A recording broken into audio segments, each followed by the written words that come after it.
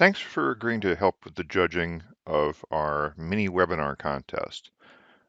We're going to follow the general outlines of the International Speech Contest that Toastmasters International has defined, but we've squeezed in some extra scoring categories for the nature of an online speech, and we're also providing an online voting mechanism. Now, we're not going to rely on it entirely because we know technology can fail us, so we'll provide you with other ways of contacting the chief judge, other ways of you can have a paper scoring sheet that you might want to keep handy just in case something goes wrong with the website. But if all goes well, this will help you score the contestants quickly, submit your votes, and allow the chief judge and ballot counters to get the results very quickly. I'll show you that at the end. But the process here is you have a minute after each contestant finishes their presentation to score them according to these standardized categories. And these categories are defined.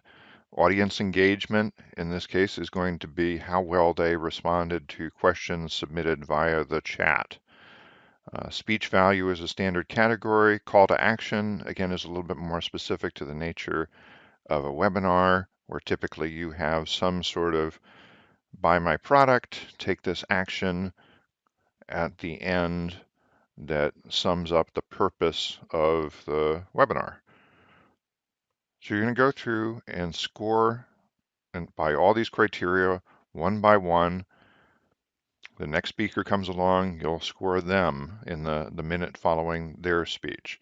So I'm going to fast forward to the end to see what we do when we have all our scores.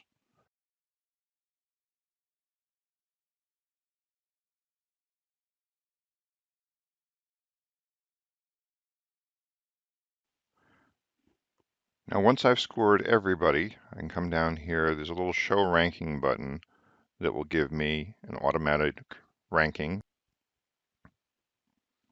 But at this point, I have not yet voted. We'll see that there's a tie here.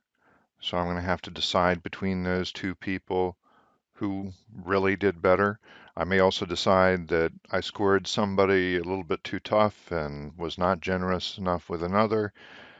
Whatever it is, you ultimately make the final judgment of who to give the top votes to. So you need to choose 1, 2, and 3. If you happen to be the tie-breaking judge, you'll see a longer list here because we need you to rank everybody.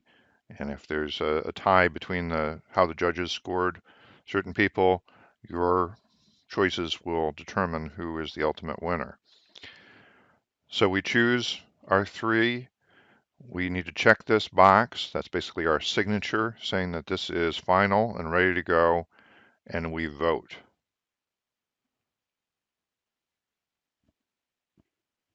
Part of the reason for doing it this way is we also give our chief judge and ballot counters a scoreboard where they can watch the judges' votes as they come in until they can see that all judges have now voted.